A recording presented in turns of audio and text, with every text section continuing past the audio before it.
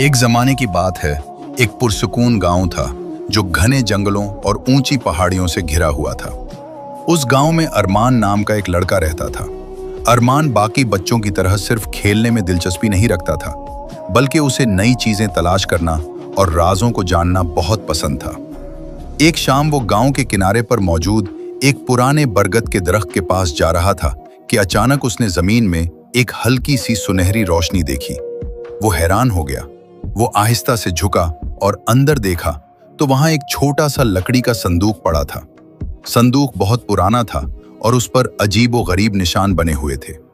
अरमान ने थोड़ा सा सोचा, फिर हिम्मत करके संदूक खोल दिया। जैसे ही संदूक खुला, तेज हवा चलने लगी और उसमें से एक चमकती हुई रोशनी बाहर निकली। अचानक उस रोशनी में से एक छोटी सी जादुई मखलूक जाहिर हुई, जिसके पर चांदी की तरह चमक रहे थे। वो नरमी से बोली, डरो मत, मेरा नाम लूमू है, मैं खोए हुए खजानों की मुहाफिज हूं। अरमान हैरान होकर बोला, खजाना? कहाँ है खजाना? लूमू मुस्कुराई और बोली, ये सोना या हीरे नहीं, बल्कि हिम्मत का खजाना है। उसने बताया कि जंगल के अंदर एक खुफिया गार है जो सिर्फ बहादुर लोगों को नजर आता है। इस गार में एक जादुई क्रिस्टल है जो पूरे गांव को खतरात से बचा सकता है। अरमान को थोड़ा डर लगा, लेकिन उसने हिम्मत करने का फैसला किया। दोनों जंगल के अंदर चले गए। वहां अजीब आवाजें आ रही थी, दरख्तों के साए हिल रहे थे और हर तरफ धुंध थी। एक लम्हे के लिए अरमान को लगा कि वो वापस चला जाए। तब लूमू ने कहा, हिम्मत का मतलब ये नहीं कि तुम्हें डर नहीं लगता, बल्कि हिम्मत ये है कि डर के बावजूद आगे बढ़ो। अरमान ने गहरी सांस ली और आगे बढ़ गया।